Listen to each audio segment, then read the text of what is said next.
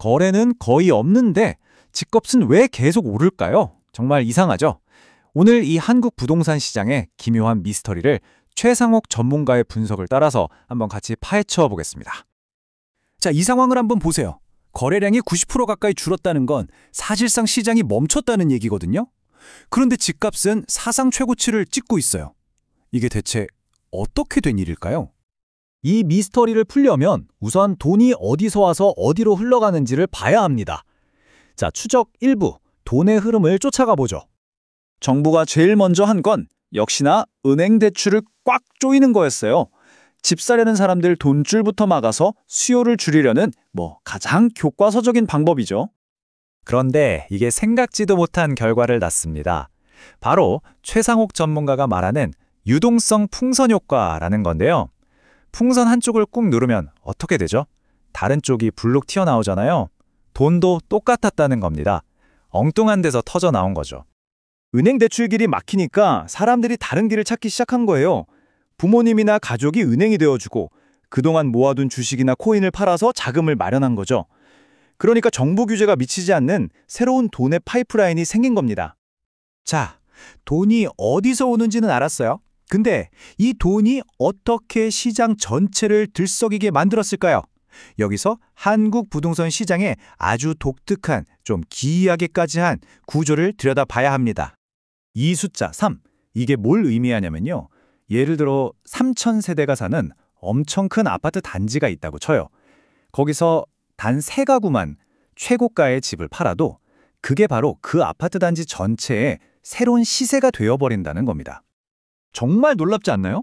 그러니까 시장 전체 가격을 끌어올리는데 수많은 거래가 필요 없다는 얘기예요. 아까 말한 그 풍선 자금을 손에 쥔 몇몇 사람들만 움직여도 시장 전체가 들썩이는 거죠. 자, 이제 돈이 어떻게 흘러들어와서 이 독특한 시장 구조 속에서 어떻게 가격을 올리는지 알았습니다. 근데 이건 현상일 뿐이죠. 진짜 질문은 이겁니다. 도대체 왜 그 소수의 사람들은 그렇게까지 무리해서 집을 사려고 하는 걸까요? 이제 이 미스터리의 심장부로 들어가 보겠습니다. 진짜 원인이 뭔지 말이죠. 바로 이겁니다. 최상옥 전문가가 지적하는 진짜 원인은 시장 참여자들 마음속에 아주 강력하게 자리 잡은 믿음이에요. 지금 당장 집이 필요해서가 아니라 앞으로 심각한 공급 부족이 올 거라는 거의 확신에 가까운 공포와 기대 심리, 이게 모든 문제의 근원이라는 거죠. 근데 이게 그냥 뜬구름 잡는 얘기가 아니에요. 사람들이 왜 그렇게 믿을까요? 정부 계획은 영 믿업지 않지, 건축비는 계속 오르지, 새로 지을 땅은 안 보이지, 재개발은 규제에 묶여있지, 이런 구체적인 신호들이 앞으로 새 아파트 공급은 씨가 마르겠구나 하는 믿음을 계속해서 부채질하는 겁니다. 결국 이렇게 되면 집은 더 이상 그냥 우리가 사는 공간이 아니게 돼요. 지금 안 사면 영원히 뒤처진다, 벼락거지 된다는 이 공포심이 만들어낸 투기 자산이 되어버리는 거죠. 이 집단적인 불안감이 바로 가격을 밀어올리는 보이지 않는 손입니다. 그럼 이 믿음, 이 불안감을 어떻게 꺾을 수 있을까요? 최 전문가는 이런 심리적인 믿음은 어설픈 규제로는 절대 못 잡는다고 말합니다. 대신 그 믿음 자체를 완전히 박살내버릴 충격적인 행동이 필요하다고 하는데요. 실제로 한국 역사에 그런 사례가 2번이나 있었습니다. 바로 1기 신도시 때와 보금자리 주택 때입니다. 2번 다 정부가 어떻게 했냐면요. 시장의 예상을 그냥 아득히 뛰어넘는 그야말로 공급 폭탄을 투하해버렸어요. 앞으로 집이 부족할 것이라는 시장의 믿음 자체를 그냥 박살내버린 거죠. 90년대 1기 신도시 때가 어느 정도였냐면요. 이 그래프를 좀 보세요. 이전 20년 동안 지은 아파트보다 더 많은 물량을 단 5년 만에 쏟아 부은 겁니다. 20년치를 5년 만에. 정말 상상이 안 가는 규모죠. 이 정도는 해야 시장의 생각이 바뀐다는 겁니다. 자, 역사가 보여주는 교훈은 아주 명확합니다. 어설픈 대책으로는 안 된다. 지금 이 위기를 해결하려면 과거처럼 그야말로 수단과 방법을 가리지 않는 수준의 엄청난 계획이 필요하다는 결론이죠. 그래서 전문가가 내놓는 처방이 바로 공급에 대한 전시 총동원령입니다. 이건 그냥 공급을 좀 늘리자는 수준이 아니에요. 전쟁에 임하는 것처럼 국가의 모든 영향을 쏟아붓겠다는 비상한 각오를 시장에 보여줘야 한다는 뜻입니다. 그러니까 이건 단순히 아파트를 몇 채 더 짓는 문제가 아닙니다. 시장의 생각을 바꾸기 위한 일종의 심리전인 거죠.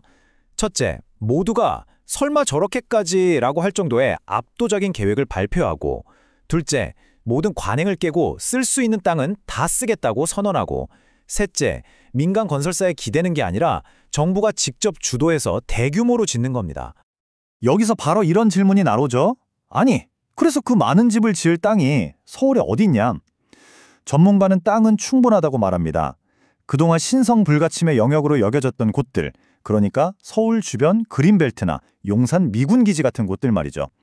이런 성역을 깨는 모습을 보여주는 것 자체가 시장에 보내는 가장 강력한 메시지라는 겁니다. 역사적 경험도 있고 방법도 명확해요. 계획 자체는 아주 과감하지만 사실 간단합니다. 자, 그럼 이제 이 퍼즐의 마지막 조각, 어쩌면 가장 어려운 문제만 남았습니다. 과거 한 대통령이 이런 말을 했죠. 수도권에 집을 더 짓는 건 소금물을 마시는 것과 같다. 이게 무슨 뜻일까요? 당장 집값은 잡을지 몰라도 수도권으로 사람과 돈이 더 몰리게 해서 결국 지방은 소멸하고 국가 전체의 불균형은 더 심해질 거라는 아주 뿌리 깊은 정치적 저항이 있다는 걸 보여주는 말입니다. 결국 보세요. 계획도 있고 땅도 있고 심지어 성공했던 경험까지 다 있습니다. 방법을 몰라서 돈이 없어서 못하는 게 아니라는 거죠.